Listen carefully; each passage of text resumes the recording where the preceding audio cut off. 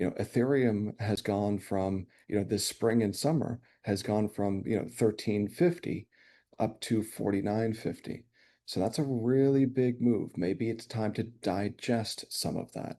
Bitcoin has gone from 74K to 124K.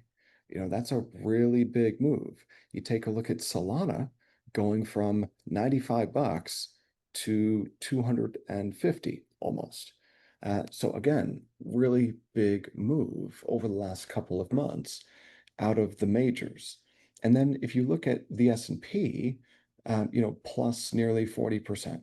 You look at the NASDAQ, plus 40% since April. And then you look at the dollar sitting at long-term support. And we know that there's going to be some reaction from the yield curve as a result of Fed Chair Powell's cut this week and his presser. What he says, his statement, that's going to be important too.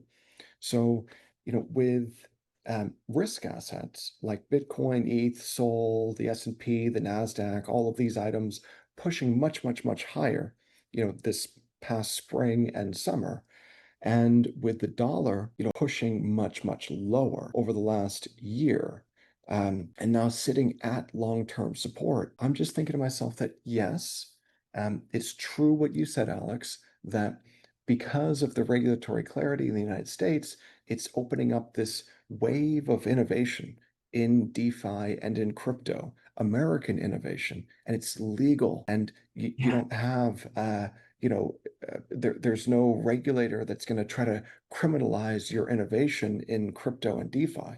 So that's a big deal. And not just that, it's not just that it's legal now, it's the SEC is actively working to tokenize Wall Street on DeFi rails.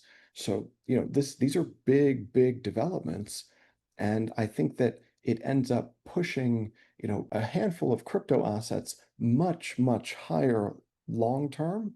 But if I'm thinking about like the next couple of weeks, the risk that I've been highlighting for several weeks now is that when Fed Chair Powell cuts, the long end blows out and the dollar bounces.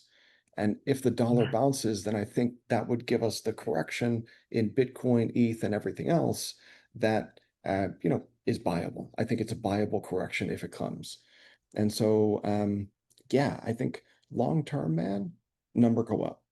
But I Yeah. think in the next couple of days, couple of weeks, I'm just watching the dollar really closely to see if it breaks down or not. Because if it doesn't break down, well, then maybe we get a little bit of a correction.